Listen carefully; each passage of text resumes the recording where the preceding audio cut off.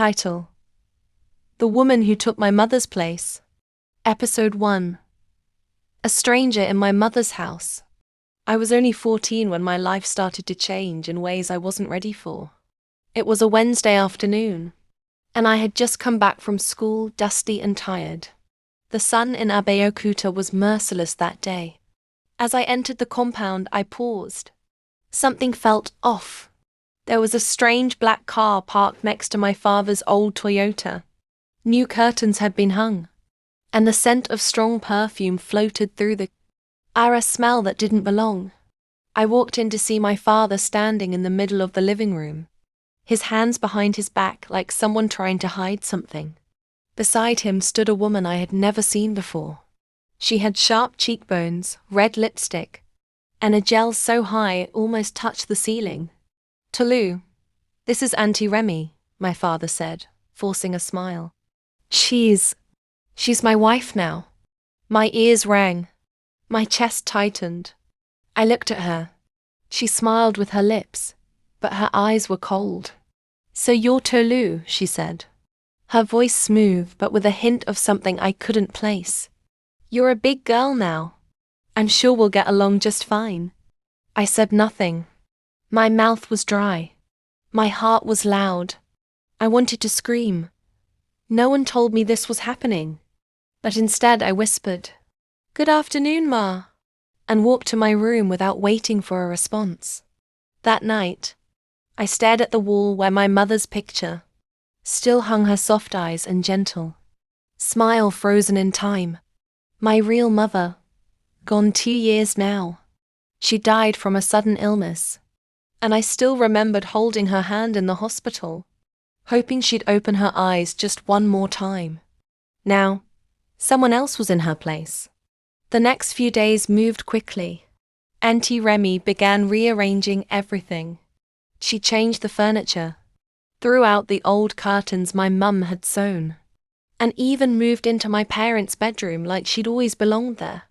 She tried to act sweet when my dad was home. She'd serve him fresh pounded yam and call him Daddy Me. But when he left for work, it was a different story. "Tolu," she shouted one morning, banging on my door. "Why haven't you swept the sitting room?" "It's Saturday, Ma." "I was going to." "You were going to?" "Lazy girl. Is this how your mother raised you?" I swallowed my tears, got up and picked the broom. That day was the beginning of a pattern. Every morning she gave me chores before sunrise, while her own daughter, Temi, who was only a year older than me, sat around doing nothing, scrolling through her phone and painting her nails. The worst part? My father didn't see it. Or maybe he didn't want to. "Your new mummy is trying," he would say. "Please make her happy." I nodded, but deep inside I was angry.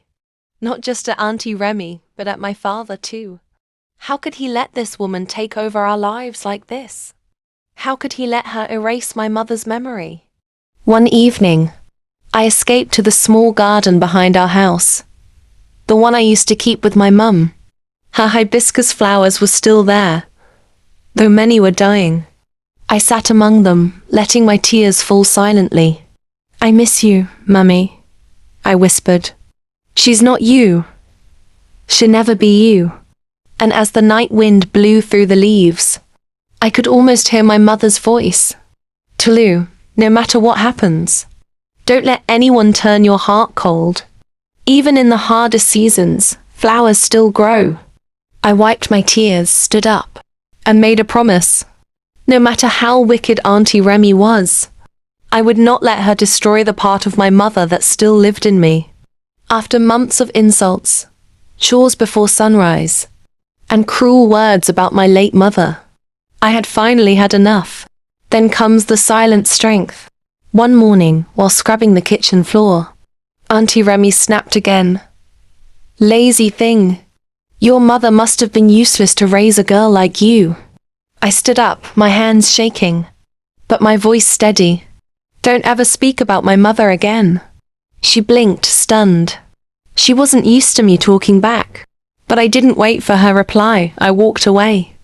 for the first time feeling like I had taken back a piece of myself.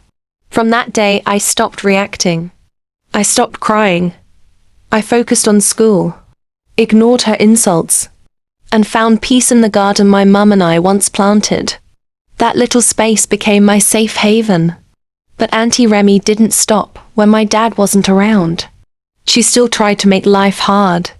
She'd spoil my clothes, lock the kitchen, and blame me for things I didn't do.